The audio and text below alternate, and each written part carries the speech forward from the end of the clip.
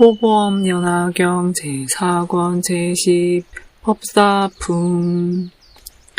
그때 세존께서는 야간보살을 비롯한 8만 명의 여러 대보살들에게 이르시었다. 야간보살이여, 그대는 이 대중 가운데에서 한량없는 하늘천 신용왕 야차와 건달바 아수라 가루라 긴나라 아우라가 같이 사람인 듯 하면서 아닌 이들과 성문을 구하거나 벽지부를 구하거나 불도를 구하니 비구비구니 우바세 우바이들을 보고 있느냐. 이와 같은 무리들이 다 부처님 앞에서 모범 연하경의 한 개송이나 한 구절을 듣고 하다못해 한 생각 찰나라도 따라서 기뻐한다면 내가 전부 수기를 주리니 반드시 안욕 따라 삼려삼보리를 얻으리라.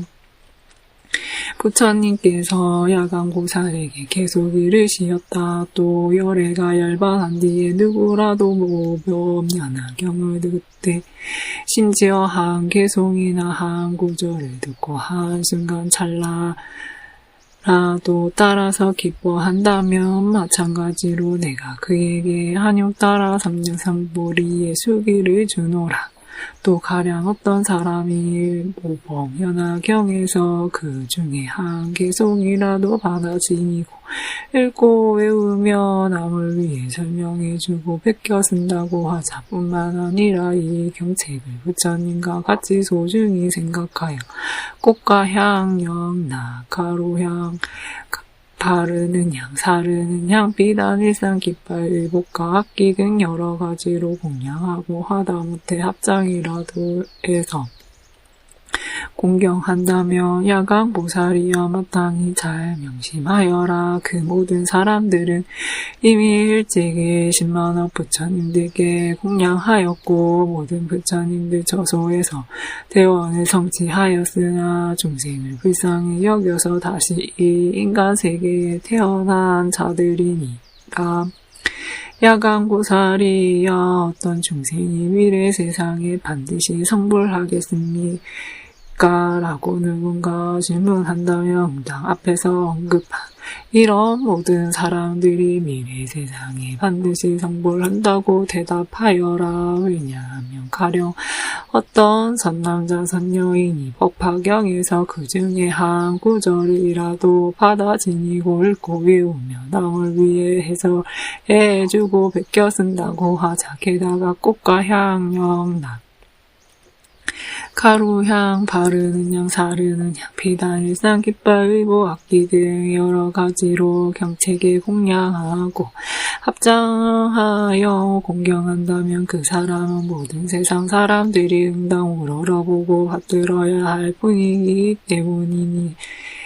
따라서 열애를 공양하듯이 그를 공양해야 하나니 그 사람은 마땅히 대보살임을 유념하도록 하라. 즉 이미 안욕 따라 삼려삼보리를 성취하였으나 중생을 가엾이 여기어 원력으로 이 세상에 태어나 모범 연하경을 자세히 연설하며 분별하는 것이니라. 하물며 법화경 전체를 다 수지하여 읽고 외우며 여러 가지로 공양 올리는 사람이야 두말할 것이 있겠느냐. 야간보살이여 마땅히 잘 명심하여라. 그 사람은 스스로 정정한 업보를 포기하고 내가 열반에 든 뒤 후생의 중생들을 가엾이 여기어 오타각세에 태어나 자세히 이 경전을 연설하는 것이니라.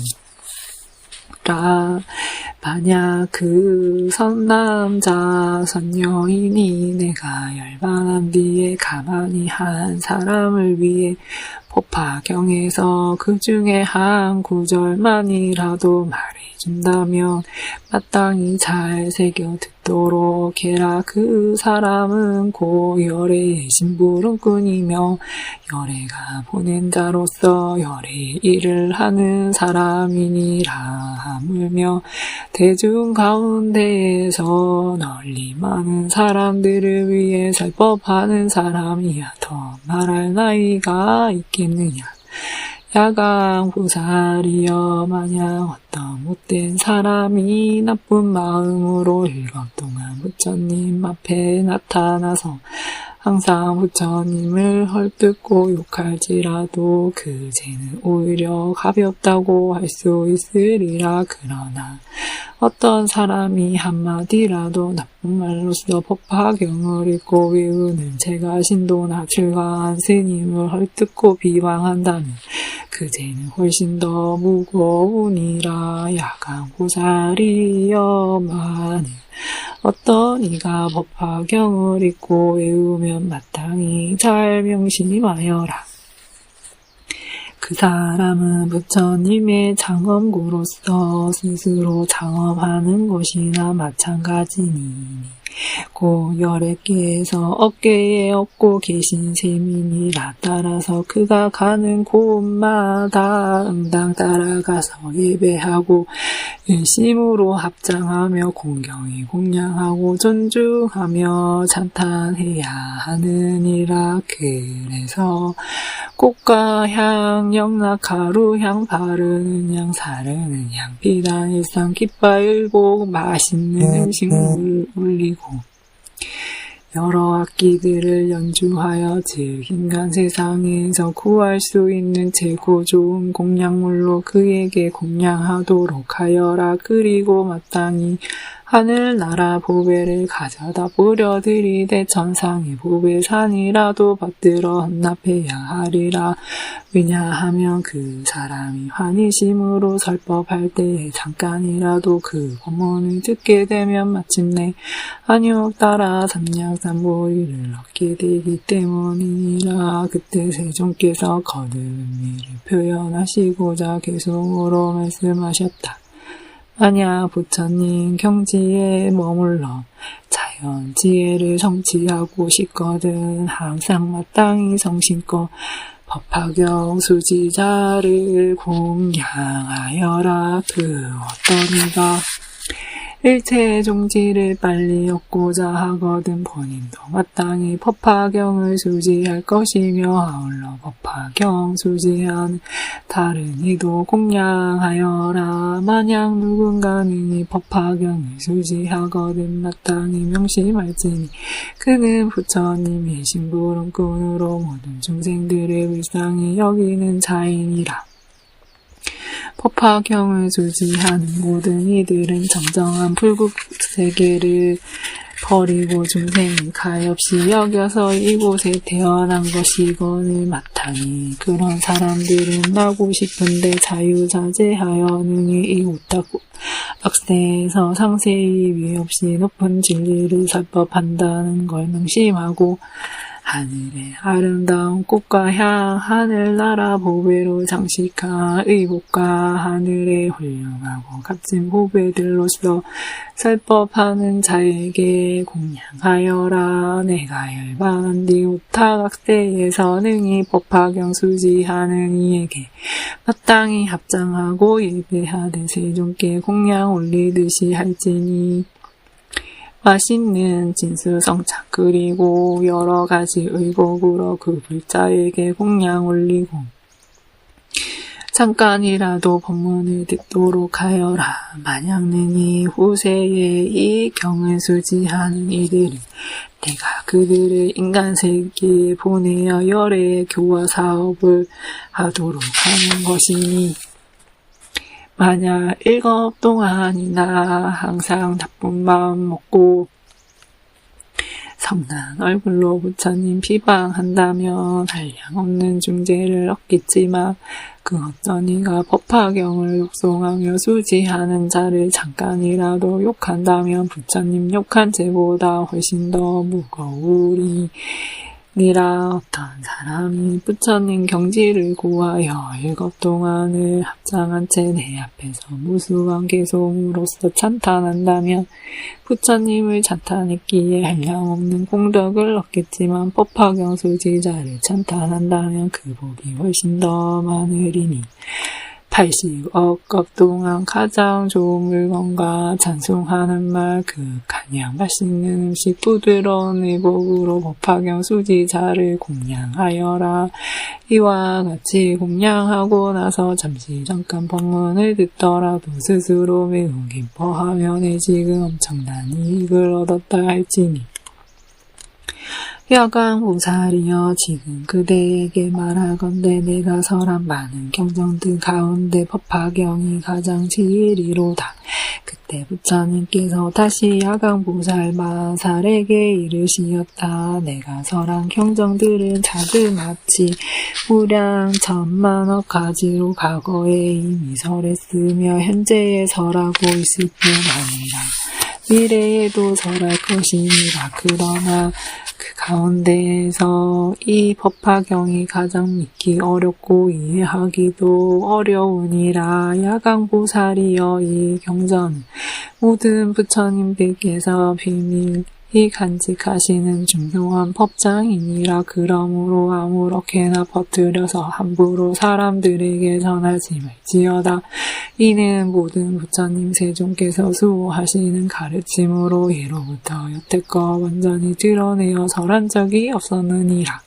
왜냐하면 이 경전은 열애가 눈앞에 버젓이 살아있어도 원망가지 시가 많기 때문이니, 하물며 열애가 열반한 뒤엔 오죽이나 비방하는 소리가 많겠느냐. 야강보살이여, 마땅히 잘 명심하여라. 열애가 열반한 뒤에 이 경을 써서 지니고 읽고 외우며 공양하고 다른 사람을 위해 설명해주는 이는 열애가 곧 옷자락으로 감싸주며 또 현재 다른 세계에 계시는 모든 부처님들께서도 보호해주시니라. 그 사람은 큰 믿음의 힘과 서원의 힘과 성근의 힘이 있나니 마땅히 잘 명심하여라. 그 사람은 열애와 함께 거주하며 열애가 손으로 그의 머리를 쓰다듬어 주시느니라. 야강보살이여, 이 경을 설하거나 읽거나 외우거나 쓰거나 하여 어디든 이 경책이 있는 모든 곳에는 당연히 제본탑을 세워야 하느니라. 그런데 높고 넓게 탑을 조성하여 장엄하게 꾸미되고 지사리를 모실 필요까지는 없느니라. 왜냐하면 경책 속에는 이미 열애의 전신이 모셔져 있기 때문이니라. 따라서 그 탑에 마땅히 온갖 꽃과 향, 영락, 비단, 일상, 깃발 그리고 각종 악기들을 연주하며 노래와 찬송으로 공양하고 공경하며 존중히 찬탄해야 하느니라. 만약 누군가 그 탑을 보고 예배하고 공양한다면 그 사람들은 모두 안욕따라 삼냐삼불이 가까워졌음을 명심하도록 하라. 야강보살이여, 흔히 보살도를 닦고자 하는 제가 신도나 출가한 스님이 만일 이 법화경을 보고 읽고 외우며 써서 간직하지 않고 공양하지 않는다면 마땅히 잘 명심하여라. 그 사람은 보살도를 제대로 잘 닦지 못하고 있는 자이니라. 그에 반해 누군가 이 경전을 듣고 읽는 자가 있다면 그 사람이야말로 능히 보살도를 제대로 잘 닦고 있는 자이니라. 부처님의 깨달음을 구하였던 중생이 법화경을 보거나 듣고 들은 뒤에는 믿고 이해하며 수지한다면 그는 분명한 욕따라 삼려삼보리에 가까워졌음을 각별히 명심하도록 하여라. 야강보살이여, 가령 어떤 사람이 목이 말라서 물을 구하느라 저 높은 언덕에서 우물을 파내려 가고 있다고 하자. 그런데 여전히 마른 흙만 보게 된다면 물이 아직 멀리 있다고 짐작하게 마련이니라. 하지만 계속 공들여 포기하지 않고 파내려 간다면 처진 흙이 나오는 걸 보게 되리라. 점점 더 파서 마침내 질척질척한 진흙 땅이 나오게 되면 그 사람은 마음속으로 물이 곧 나올 것을 분명히 알게 되리라. 보살도 또한 그와 같아서 이 법화경을 아직 듣지 못한 상태이고 이해하지 못한 상태이며 닦아 나아갈 수 없는 상태라면 마땅히 명심하여라. 그런 사람은 안욕따라 삼냐삼보리를 이루려면 아직도 한참 멀었느니라. 그러나 만약 법화경을 듣고 이해하며 깊이 사색하여 닦아 나아간다면 틀림없이 안욕 따라 삼냐삼보리에 가까워졌음을 알게 되리라. 왜냐하면 모든 보살들이 얻으려는 안욕 따라 삼냐삼보리가 모두 이 법화경 속에 설해져 있기 때문이니라. 다시 말해 이 경은 판평문을 열고 진실한 모습을 보여주느니라. 따라서 법화경의 가르침은 그 의미가 분명하고 심오하다 못해 너무 아득하고 멀어서 그 누구도 능히 그 경계를 쉽게 파악할 수 없느니라. 그렇지만 이제 부처님은 보살들을 교화하여 깨달음을 성취시키고자 보살들을 위해 그 가르침을 열어 보여주느니라. 야광 보살이여, 만일 어떤 보살이 이 법화경을 듣고 놀라서 의심하며 두려워한다면 그 자는 발심한 지 얼마 안 된 보살임에 틀림없느니라. 그러나 성문지위에 있으면서 이 경을 듣고 놀라서 의심하며 두려워한다면 그 사람은 깨닫지 못하고도 깨달은 채 하는 증상문자임에 틀림없으니 잘 유념하도록 하여라. 야광보살이여, 만약 어떤 선남자 선녀이니 열애가 열반한 뒤에 사부 대중들을 위하여 이 법화경을 설하고자 한다면 어떻게 설해야 하는가? 그 선남자 선녀인은 열애의 방에 들어가서 열애의 옷을 입고 열애의 자리에 앉아 사부 대중들을 위해 자세히 이 경을 설해야 하느니라. 열애의 방이라 일체 중생들에 대하여 크게 자비한 마음이며 열애의 옷이란 부드럽고 원한 인욕의 마음이고 열애의 자리란 법의 공한 경지가 그것이니라. 따라서 그런 조건 속에 편안히 모는 뒤에 게으른 마음 없이 여러 보살들과 사부제중들을 위하여 상세하게 이 법화경을 설해야 하느니라. 야광보살이여, 내가 다른 세계에서 변화로 된 사람을 보내어 설법하는 자를 위해 가르침 들을 만한 대중들을 모이게 하리라. 또한 변화로 된 비구 비구니와 우바세 우바이를 보내어 그의 설법을 듣도록 하리라. 변화로 된 모든 사람들의 가르침을 들으면 믿고 잘 받아들이며 어기지 않고 순응하리라. 그리고 만약 설법하는 자가 아무도 없는 한적한 곳에 있다면 내가 하늘 천신과 용귀신 건달과 아수라 등을 둘을 보내어 그의 설법을 듣게 하리라. 또 내가 비록 다른 세계에 있더라도 뜻대로 설법하는 자로 하여금 나의 몸을 보게끔 할 것이며, 만약 암송하다가 경의 구절을 잊어버리면 내가 그에게 돌아가서 가르쳐주고 완벽하게 외우도록 하리라. 그때 세존께서 거듭 의미를 표현하시고자 개송으로 말씀하셨다. 모든 게으른 생각 없애려고 노력하며 응당히 법화경을 들어야 하나니, 이 경은 듣기도 어렵지만 믿고 받아들이기 또한 어렵기 때문이니라. 마치 누군가 목말라 물을 구하여 높은 언덕에서 우물을 파되 물기 없는 마른 흙만 보게 되면 물이 나오려면 아직 멀었다고 알기 마련이나, 점점 축축한 흙과 진흙탕을 보게 되면 물이 곧 나올 것임을 확실히 짐작하게 마련이 돼. 야광보살이여, 마땅히 잘 명심하여라. 이와 같이 모든 사람들이 법화경을 듣지 못하며 부처님 지혜 얻기가 매우 아득한 일이나, 성문소승법의 한계를 명확히 밝혀내 이 깊은 경전이야말로 경전들 중에 왕이란 말씀을 듣고 깊이 사색한다며 이들은 부처님 지혜에 거의 다다른 상태임을 알라. 만약 누군가 이 경을 설하려면 열애의 방에 들어가 열애의 옷을 입고 열애의 자리에 앉아 대중 가운데에서 두려움 없이 널리 분별하여 자세히 설할지니, 태자 대비로 방을 삼으며 부드럽고 나은 인욕의 옷을 입고 모든 법이 공한 경지를 법자로 삼아 그런 조건 속에서 중생을 위해 설법하되, 만약 이 경을 설할 때 어떤 사람이 나쁜 말로 욕하며 칼과 장대기 기와 돌로 때리더라도 부처님 생각하고 응당 참아야 하느니라. 나도 천만억 세계에서 깨끗하고 견고한 몸 나타내어 무량억 것 동안 한량없이 중생 위에 설법하리니 내 열반한 뒤에 이 경전을 설하는 이에게는 변화로 된 피구니와 정신사 정신녀 보내어 법사를 공양하도록 하며 많은 중생들을 인도하고 소집하여 법을 듣게 하리라. 만일 누군가 법사에게 나쁜 마음 먹고 칼과 몽둥이 기와 돌로 해치려고 한다면 즉시 변화로 된 사람 보내어 법사를 지키고 보호하게 하며 만약 설법하는 사람이 홀로 고요한 곳에 있으며 적막하고 아무도 없는 곳에서 이 경전을 읽고 외우거든 네, 그때 청정한 강명의 몸을 나타내어 혹 그가 그 길을 잃어버려서 막히게 되면 그를 밀어 주어서 막히지 않고 통달케 하리라.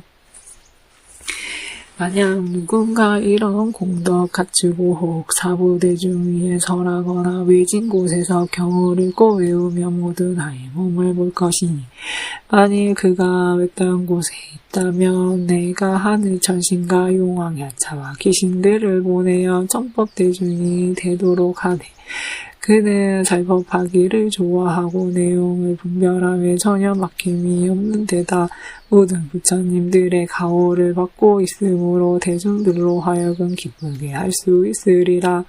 법사를 가까이 모시게 되면 빨리 보살도를 완성할 것이고 그 법사 말에 순순하여 배운다면 항아에 오래 할처럼 많은 부처님들을 뵙게 되리라.